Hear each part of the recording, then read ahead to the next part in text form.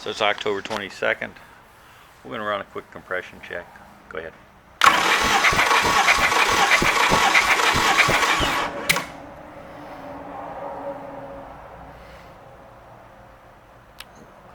$165.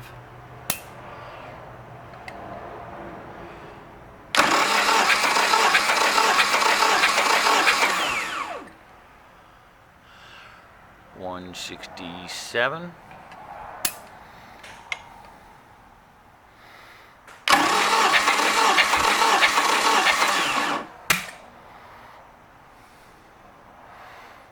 $165.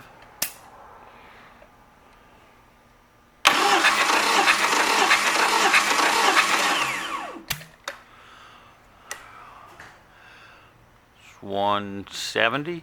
Run the first one again since you didn't zero it out at first.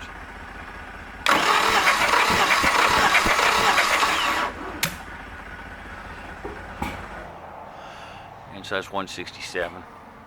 All right.